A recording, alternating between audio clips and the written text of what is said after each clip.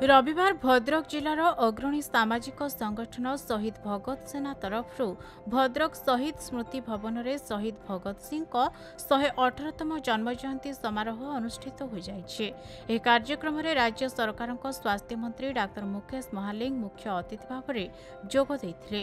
सकाळु Bhadrak medical रे रोगी मानकु फल बांटिबा सह अवसरप्राप्त सैनिक भवन में शहीद भगत सिंह एक मूर्ति उन्मोचन करथिले मंत्री। परे शहीद स्मृति भवन में एक साधारण सभा समारोह कार्यक्रम होता। यह कार्यक्रम में स्वास्थ्य मंत्री समेत सम्मानित अतिथि भाव कोरेई विधायक आकाश दास नायक, सिमुलिया विधायक पद्मलोचन पंडा, सांसद अभिमन्यु सेठी, वक्ता पंडित संग्राम आचार्य, शहीद भगत सेनार आवाहक तथा भद्रक विधायक सीतांशु शेखर महापात्र, जिलापाल दिलीप राउतराय प्रमुख उपस्थित रही शहीद भगत सेना बलिदान विषय आलोचना करते। शहीद भगत सिंह को राष्ट्रपुत्र मान्यता देवाई अनेक लोक दाबी करथिबा बेले एही अवसर में भद्रकर अनेक स्वेच्छासेवी संगठन मानकु सम्मानित करा जायथिला।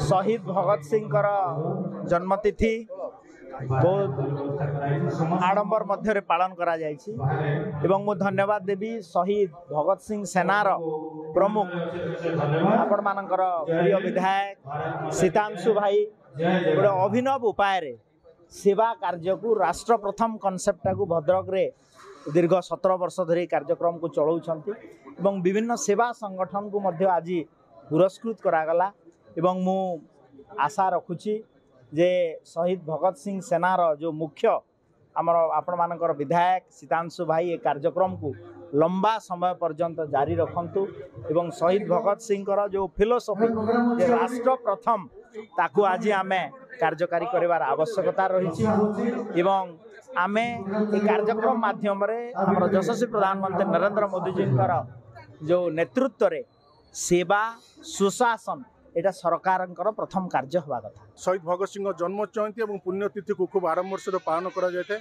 आज आम मान सौभाग्य आज ओडिशा सरकार माननीय स्वास्थ्य मंत्री मुकेश महालिंग, आज आमर सांसद अभिमन्यु सेठी महोदय एवं कोरेईर विधायक श्री आकाश दास नायक महोदय एवं सिमुलियार वरिष्ठ विधायक पद्मलोचन पंडा महोदय एपरी अनेक बरेण्य व्यक्ति आज आम गण उपस्थित होई से महान आत्मा को श्रद्धांजलि अर्पण करथिले।